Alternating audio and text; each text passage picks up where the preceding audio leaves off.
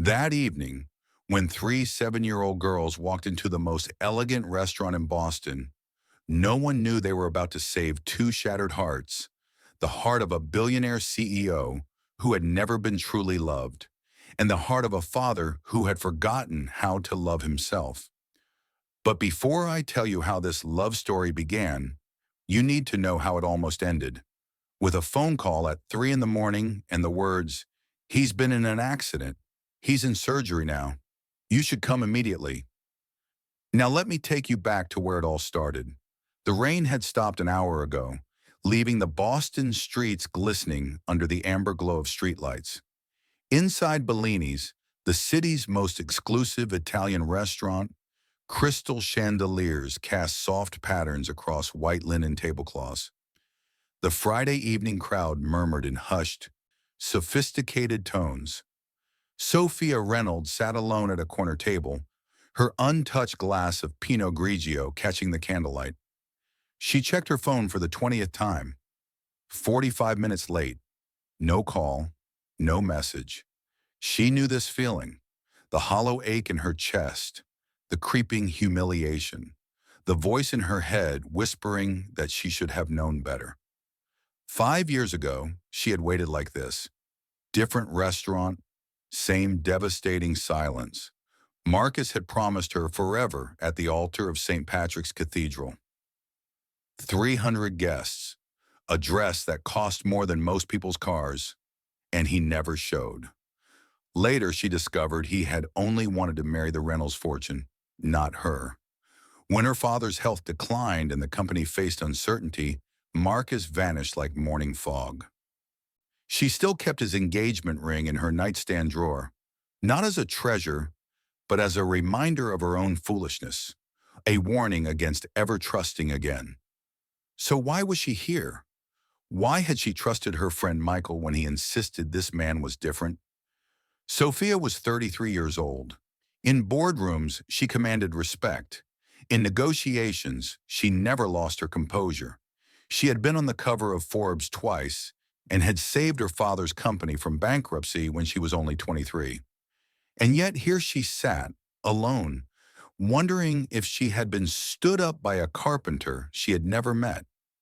She reached for her purse, ready to leave, when a commotion at the entrance made her pause. Three identical blonde girls in matching red jackets stood at the host's podium. They couldn't have been more than 7 years old. The tallest one had her arms crossed defiantly. The middle one, wearing small round glasses, was speaking to the bewildered maitre d' with startling composure. The smallest clutched a worn cloth doll to her chest, her ponytail slightly crooked. "We need to see Miss Sophia Reynolds," the one with glasses said, her voice clear and unwavering. "Our daddy sent us. It's really important." The restaurant fell silent.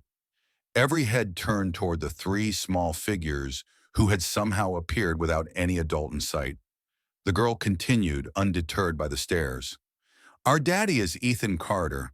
He was supposed to meet her tonight, but he's really sick.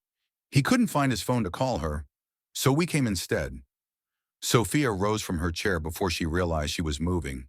Her heels clicked against the marble floor as she approached the entrance. The three girls turned in unison, 6 blue eyes finding her face. The smallest one, the one with the crooked ponytail and the cloth doll, looked up at her and gasped. "You're so pretty," she whispered. "Daddy was right. He said you were the most beautiful person he'd seen since Mommy went to heaven." Sophia felt something crack open inside her chest, not because of the compliment, but because of how the child spoke about her mother, matter of fact, accepting, as though loss had become simply another part of living. She knelt down, bringing herself to their eye level. "I'm Sophia. Are you looking for me?" The girl with glasses extended her hand with surprising formality. "I'm Emma Carter. These are my sisters, Grace and Lily. Our daddy tried really hard to come tonight. He picked out 5 different shirts. He was singing in the shower this morning because he was so happy." Her voice wavered. "But then he got sick and couldn't find his phone, and he kept saying you would think he didn't care. But he does care. He was so excited to meet you. Grace, the tallest, nodded fiercely. He really wanted to come. Lily, still clutching her doll, added softly, Dad's sick, so we came instead. Before Sophia could respond, the restaurant doors burst open. An elderly woman rushed in, breathless and frantic. Girls, oh my goodness, I'm so sorry. She pressed a hand to her chest. I'm Dorothy, their neighbor. I was watching them while their father rested, and they just vanished. Left me a note saying they had to help their daddy. Sophia looked from the worried neighbor to the three determined faces before her.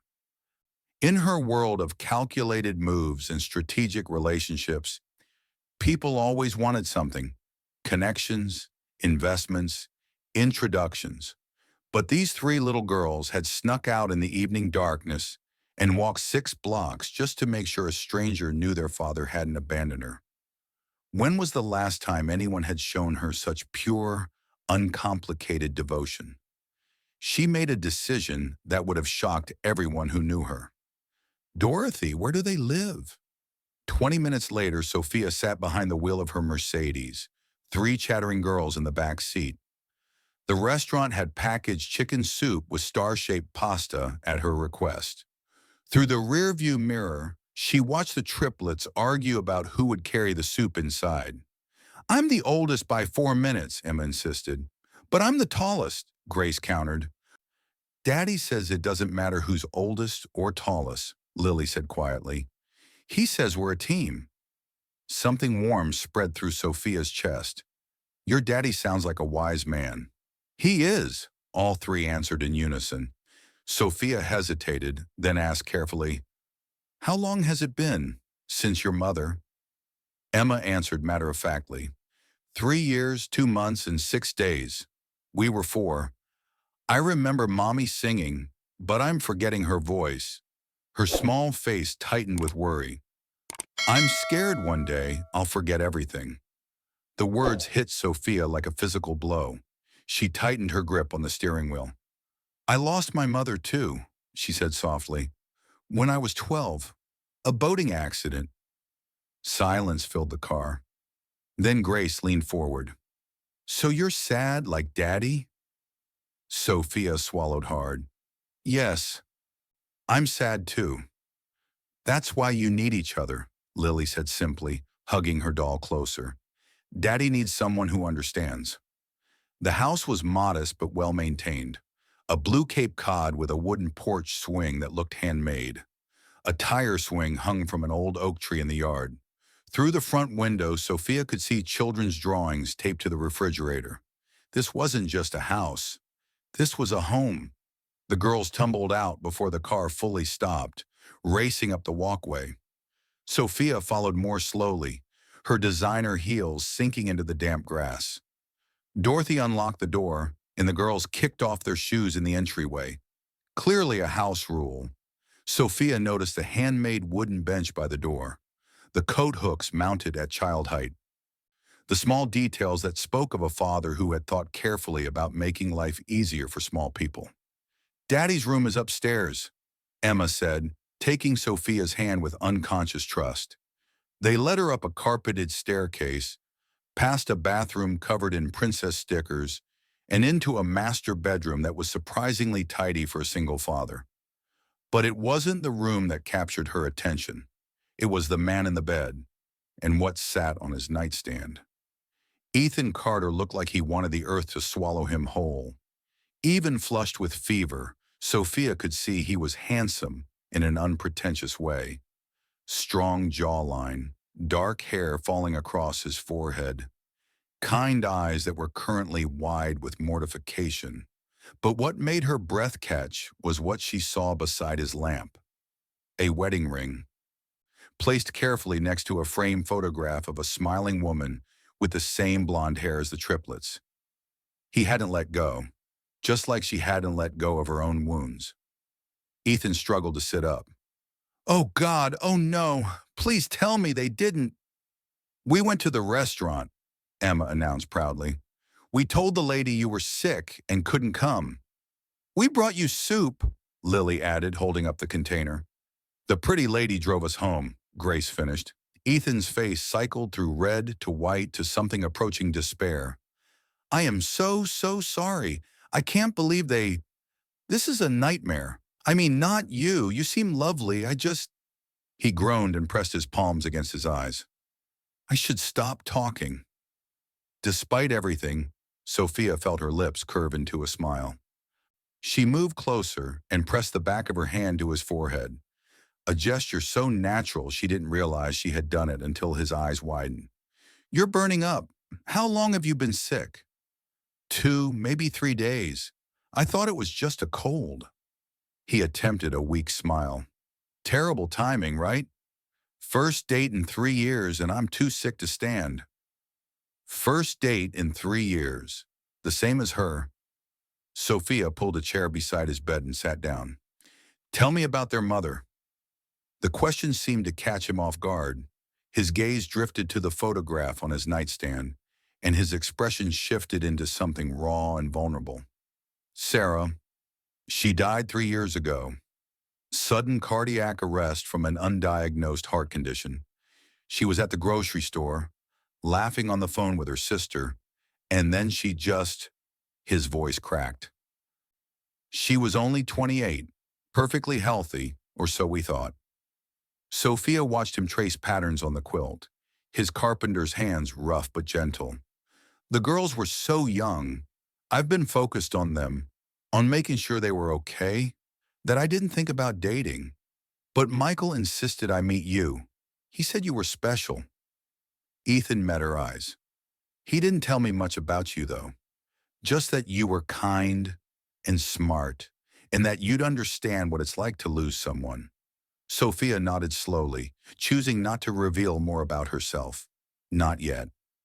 Michael talks too much, but he's not wrong. I do understand loss. I almost canceled 3 times, Ethan admitted. I kept thinking, what kind of woman would want a guy like me?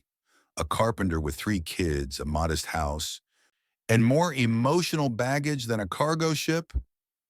Maybe the kind of woman who's tired of men who only see her as a means to an end, Sophia said quietly.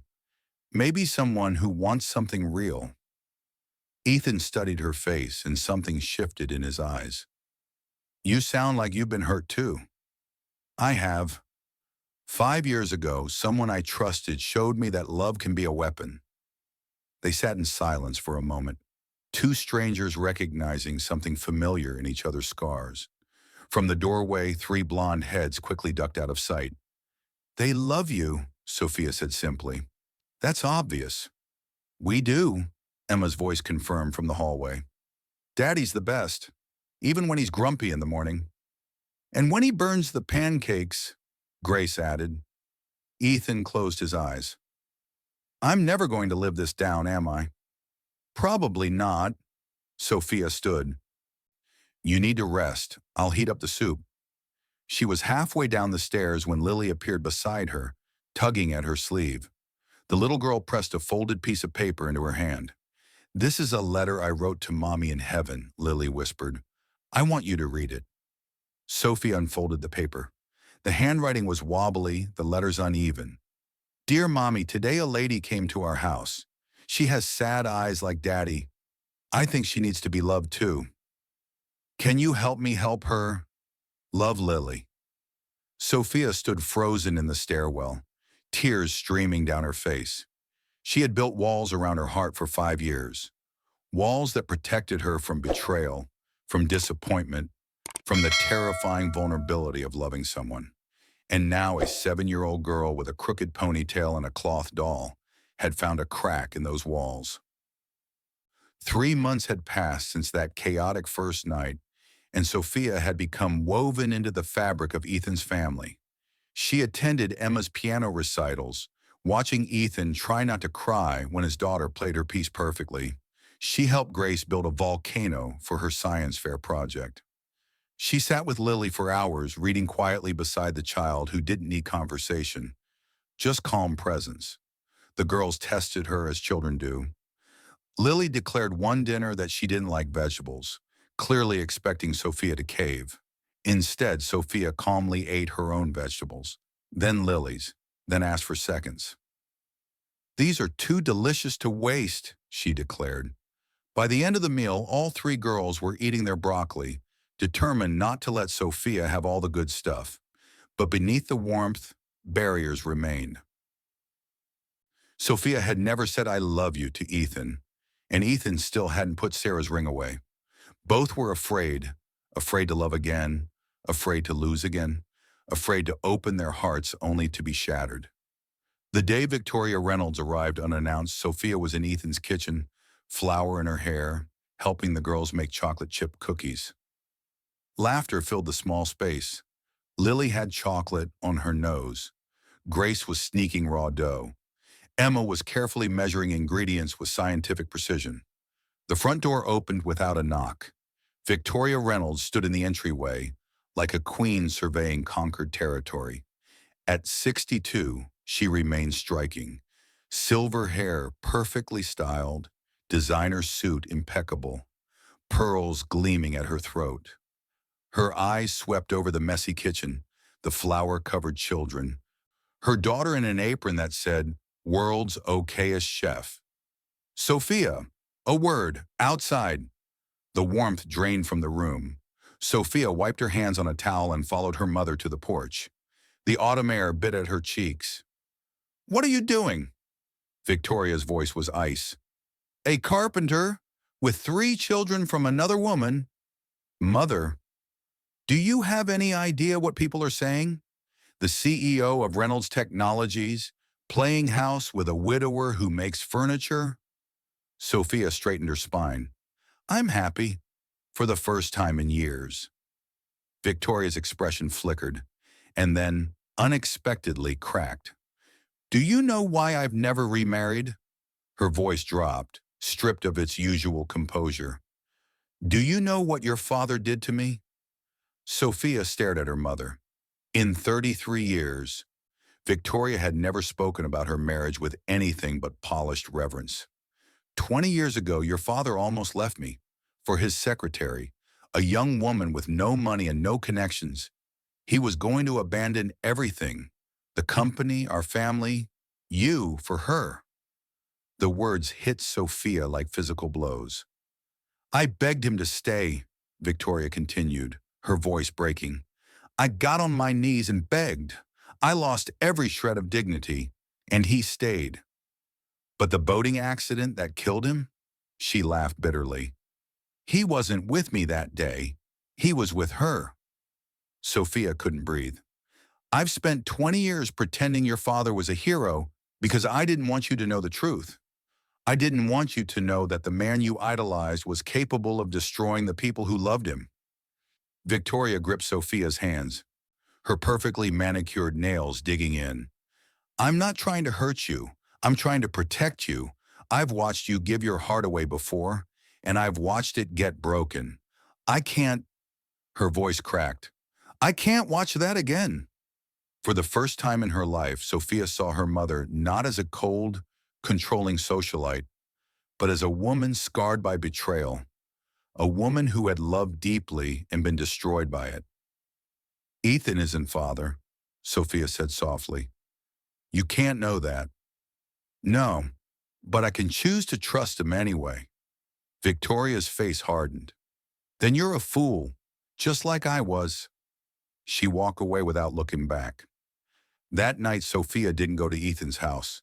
She sat alone in her penthouse, staring at the photograph of her parents on her mantle. Her father's smile now seemed different, hollower. Her phone buzzed.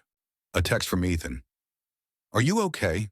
The girls keep asking why Sophia didn't come for cookies. I miss you." She stared at the message. In her nightstand drawer, Marcus's engagement ring sat like a coiled snake, a reminder of her capacity for being fooled. Was she making the same mistake again? She didn't reply. 2 weeks later, Sophia flew to Tokyo to save a crumbling business deal. She needed distance. She needed perspective. The girls sent video messages every day. In one, Emma held up her journal. "Sophia, today I wrote to Mommy. I told her I found someone to love Daddy for her. I told her I'm not so sad anymore because of you." Emma's eyes glistened. "Are you coming back? Please come back." Sophia watched the video alone in her Tokyo hotel room at 2 in the morning, crying harder than she had in years. She was about to book a flight home when her phone buzzed with a news alert. Billionaire CEO's secret romance exposed. Carpenter with 3 kids targets Reynolds' fortune. The article included photos of Sophia at Ethan's house. An anonymous source had provided details about her broken engagement to Marcus, suggesting a pattern of poor choices. The comments section was vicious. Gold digger, con artist, using his kids as bait. Sophia's phone rang. Ethan. His voice was hollow. I saw the article. Sophia, I had no idea you were… Michael never told me you were the CEO of… He stopped, breathed.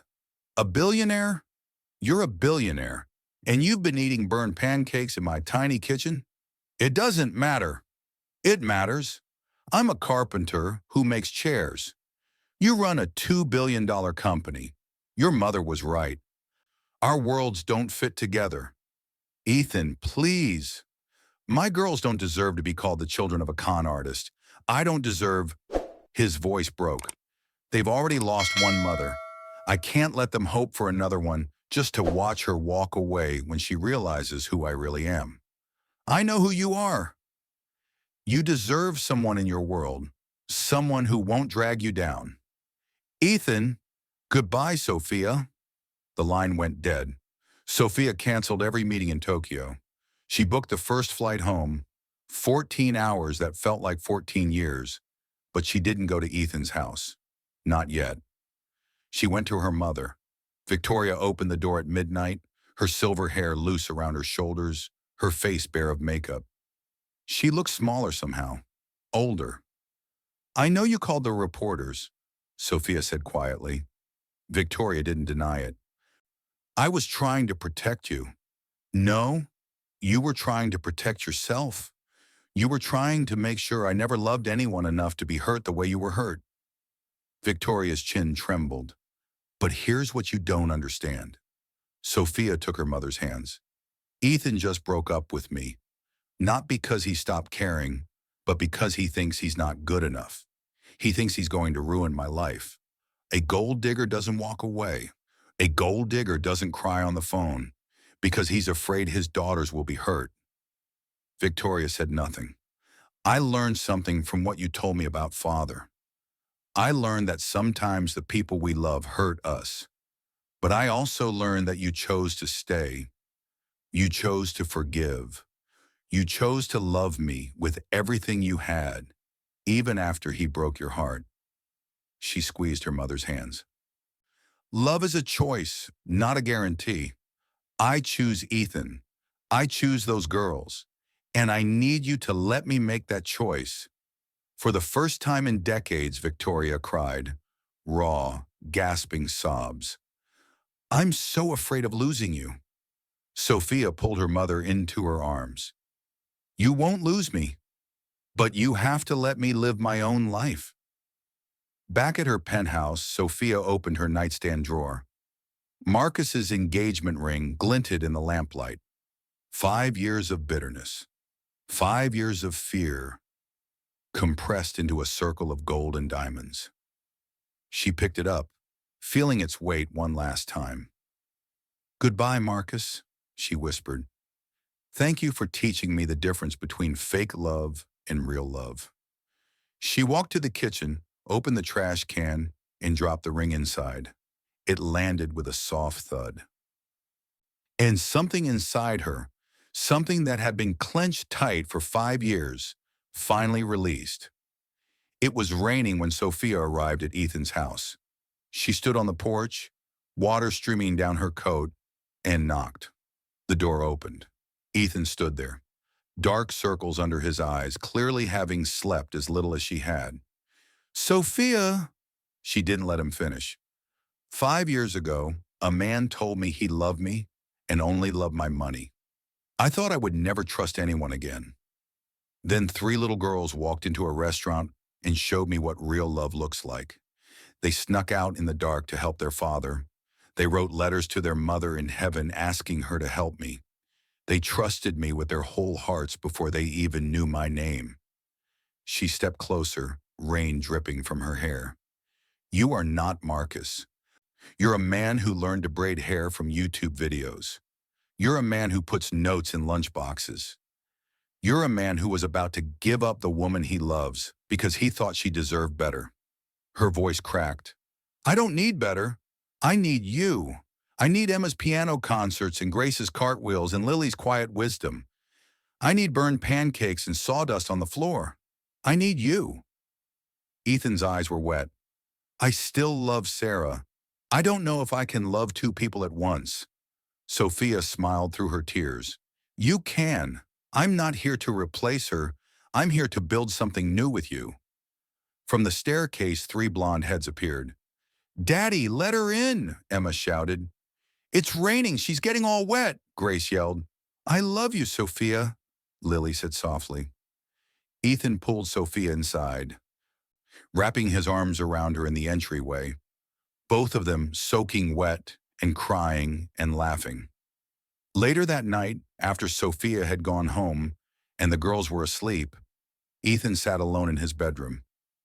He picked up Sarah's wedding ring from the nightstand, the ring that had sat there for 3 years, 3 months, and 12 days. Sarah, he whispered to the photograph, I need to tell you something. I've met someone you would have liked. She's strong and kind, and she loves our girls like they're her own. He pressed the ring to his lips. I will always love you. You gave me our daughters.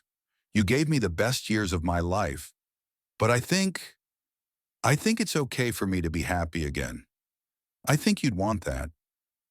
He opened the wooden memory box he'd made to hold Sarah's things. Her favorite earrings, a lock of her hair, the note she'd written him on their wedding day. He placed the ring inside, nestled among the treasures. I'm not forgetting you, he said.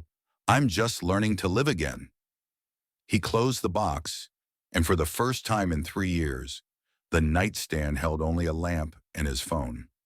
6 months later, on a quiet Tuesday night, Sophia's phone rang at 3 in the morning. Miss Reynolds, this is Boston General Hospital. Ethan Carter was hit by a drunk driver. He's in surgery now. You should come immediately. The world tilted sideways. The hospital waiting room was cold and sterile. Sophia sat with Dorothy and the 3 girls, who had been woken from sleep and still wore their pajamas. Lily clutched her cloth doll. Grace sat rigid, fists clenched.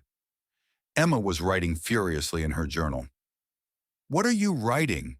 Sophia asked gently. Emma looked up, tears streaming down her face.